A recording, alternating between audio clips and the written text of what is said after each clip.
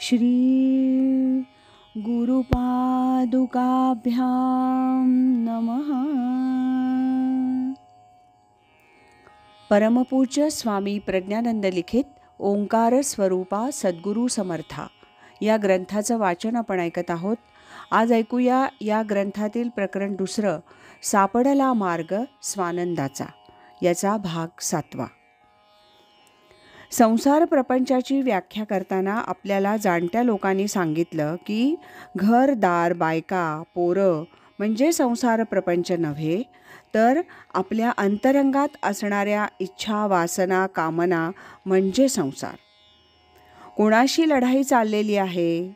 माझ्या अंतरंगात असणाऱ्या इच्छा, वासना, कामनांशी लढाई चाललेली आहे. रात्रंदिवस आम्हा युद्धाचा प्रसंग तो हा आहे.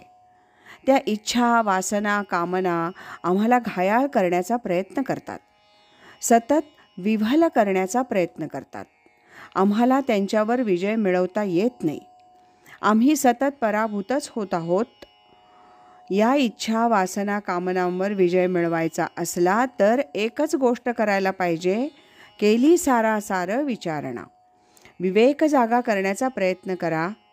सार काय, असार काय, योग्य काय, अयोग्य काय, खरं काय, खोटं काय, यात माझ्या हिताचं काय आणि माझ्या अहिताचं काय, एवढा विचार जरी माणसानं केला तरीसुद्धा अनेक संघर्ष आपोआप मिटण्याची शक्यता आहे. काहीही कारण नसताना माणसं भलभलत्या संकटामध्ये स्वतःला गुंतवून टाकतात. आपल्या क्रियांचा एकूण मागोवा घेतला तर असं लक्षात येईल की निम्म्या गोष्टी आपणहून लोकांच्याकडनं ओढवून घेतलेल्या आहेत. काय हो, कसं काय चाललंय? काय भानगड आहे? कुणी विचारायला सांगितलंय?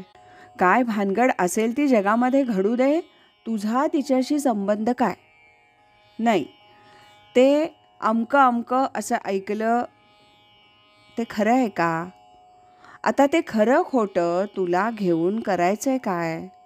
ज्या गोष्टी न कळल्या तरी चालतील, न समजल्या तरी चालतील, त्याचा तपशील नाही कळला तरी हरकत नाही, अशा कितीतरी गोष्टींना मुद्दाम आपणहून आमंत्रण देतो आणि आपल्याकडे बोलावून घेतो.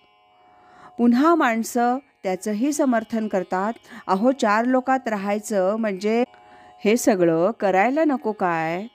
शेजारी आहोत, मग शेजाऱ्याची चौकशी करायला नको का? शेजारपणात सुद्धा कुठपर्यंत, कशासाठी, त्या शेजाऱ्याचं ऋण तुमच्यावर आहे म्हणजे कुठपर्यंत आहे, सारासार विचार अत्यंत महत्त्वाचा आहे. आणि विचाराच्या बाबतीमध्ये आणखी एक महत्त्वाचं सूत्र आहे, जो तुम्हाला सत्याकडे घेऊन जातो, जो विवेक शिकवतो, त्याला विचार असं म्हणायचं. अविवेक करायला लावतो तो विचार नव्हे. आम्हास रात्री स्वप्न पडतं आणि आपण एकाच गोष्टीमध्ये सारखं घोटाळत राहिलेलो असतो, चक्रव्यूहात सापडल्यासारखे. तेच तेच तेच तेच का? तर मनानं तो विपरीत विचार घट्ट पकडून ठेवलेला असतो आणि उठल्यावर म्हणतो, रात्रभर मला चैन पडली नाही, रात्रभर मला झोप लागली नाही, आता ठरवलंय एकदा याचा सोक्ष मोक्ष लावूया. कुणी सांगितलंय सोक्ष मोक्ष लावायला? गरज काय त्याची? कितीतरी गोष्टी अशा टाळता येतील. संसार प्रपंचाच्या गोष्टींचा असणारा अट्टाहास तो आम्हाला तापदायक होतो. संसार प्रपंच तो आहे तसाच आहे. तो मुद्दाम तुम्हाला अडचणीत आणतो असं नाही. आम्हाला अडचणीत आणण्याचा प्रयत्न करीत असतो अट्टाहासामुळं, हट्टामुळं. द्वेष, मत्सर, असूया, इतरांबरोबर बरोबरी यानं आपल्या जीवनामध्ये अस्वस्थता आपण निर्माण करत असतो, हे माणसाच्या लक्षातच येत नाही. आज इथेच थांबूया. यानंतरचा भाग आपण उद्या ऐकूया.